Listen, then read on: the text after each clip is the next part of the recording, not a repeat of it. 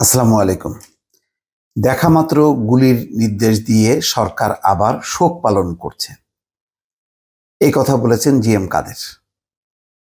বর্তমান সরকারের একেবারেই মিত্র বলা যায়, গৃহপালিত বিরোধী দল হিসেবে রাজনৈতিক অঙ্গনে প্রচার আছে। তারাও কিন্তু এখন ছেড়ে কথা বলছে না। তারা এখন জনগণের আবেগ, জনগণের ভাব, জনগণের মনোভাব বুঝতে পেরে তারা কিন্তু সেই সুরেই কথা বলছে। দুর্ভাগ্যজনক হচ্ছে যে সরকার কিন্তু সেটি এখনো অনুধাবন করতে পারছে না। ভেতরে ভেতরে তারা হয়তো একেবারেই মানসিকভাবে দুর্বল হয়ে গেছে, নৈতিকভাবে একেবারেই শেষ। কিন্তু বাহ্যিকভাবে তাদের যে হুমকি ধামকি এখনো পর্যন্ত রয়েছে, সেটি দিয়ে টিকে থাকার চেষ্টা করছে। তো জিএম কাদের আজকে বেশ কিছু কথাবার্তা বলেছেন। দর্শক, তিনি আহ্বান জানিয়েছেন পূর্ণাঙ্গ ইন্টারনেট পরিষেবা, ক্ষতিগ্রস্ত রেল স্টেশন বন্ধ রেখে মেট্রো রেল ও এলিভেটেড এক্সপ্রেসওয়ে টোল ম্যানুয়াল পদ্ধতিতে আদায় করে হলেও জনগণের জন্য চালুর দাবি জানিয়েছেন জিএম কাদের। মঙ্গলবার গণমাধ্যমে পাঠানো এক বিবৃতিতে তিনি এই দাবি করেন। গোলাম কাদের বলেন, ইন্টারনেট পরিষেবা পূর্ণাঙ্গভাবে চালু করতে হবে। একই সাথে মেট্রো রেলের ক্ষতিগ্রস্ত স্টেশন বন্ধ করে ও এলিভেটেড এক্সপ্রেসওয়ে টোল ম্যানুয়াল পদ্ধতি আদায় করে হলেও জনগণের জন্য চালু করতে হবে। আবার বৈষম্য বিরোধী ছাত্র আন্দোলনে প্রতিটি নিহতের ঘটনা নিরপেক্ষ তদন্ত সাপেক্ষে বিচার কাজ শুরু করতে হবে। বোঝা যাচ্ছে যে বিচার কাজের বিষয়টি খুব জোরালো হচ্ছে দেশি এবং আন্তর্জাতিক প্রেক্ষাপটে, সেই কারণে এটি সামনে আসছে। বিবৃতিতে বিরোধী দলীয় নেতা বলেন, ইন্টারনেট পরিষেবা পুরোপুরি চালু না হয় সাধারণ মানুষ সামাজিক যোগাযোগ মাধ্যম ব্যবহার করতে পারছে না।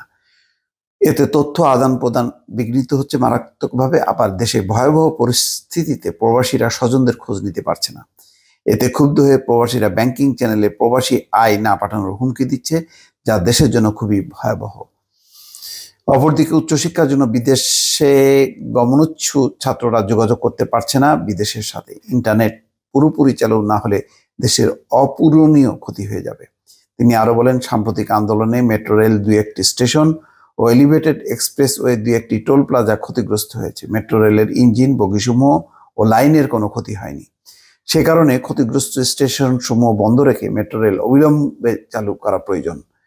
একইভাবে এলিভেটেড এক্সপ্রেসওয়ের মূল অবকাঠামোর কোনো ধরনের ক্ষতি হয়েছে বলে জানা যায়নি। প্রয়োজনে এলিভেটেড এক্সপ্রেসওয়েতে ম্যানুয়াল পদ্ধতিতে টোল আদায়ের ব্যবস্থা করে যান চলাচল পুনরায় শুরু করতে হবে। বিরোধী দলীয় নেতা বলছেন, দেখা মাত্র গুলির নির্দেশ দিয়ে শত শত মানুষের জীবন নিয়ে সরকার আবার শোক পালন করছে। দেশের মানুষ এই ধরনের রাষ্ট্রীয় শোক দেখতে চায় না। দেশের মানুষ চায় প্রতিটি হত্যার নিরপেক্ষ তদন্ত এবং সেই অনুযায়ী বিচার। আমরা প্রতিটি হত্যাকাণ্ডে দৃষ্টান্তমূলক শাস্তি দাবি করছি। একই সাথে ভবিষ্যতে যেন এমনভাবে নির্বিচারে গুলি করে মানুষ হত্যা করা না হয়, সেজন্য সরকারকে সতর্ক করেছেন বিরোধী দলীয় নেতা। যাই হোক, এখন জাতীয় পার্টির এই সুরটা মানুষের সুরের সাথে মিলেছে বলেই দর্শক আপনাদের সামনে নিয়ে আসলাম। অর্থাৎ সরকার এমন একটা পরিস্থিতি তৈরি করেছে যে এখন তাকে সমর্থন করে কোনো রাজনৈতিক দল, ব্যক্তি তার কোনো বিশেষ কোনো মানে লাভ তো হবেই না, বরং আরো মানুষের ধিক্কার এবং সমালোচনার পাত্র হবে। হয়তো সেই পরিস্থিতি বিবেচনা করেই জিএম কাদের কথা বলছেন। ভালো থাকবেন। আল্লাহ হাফেজ।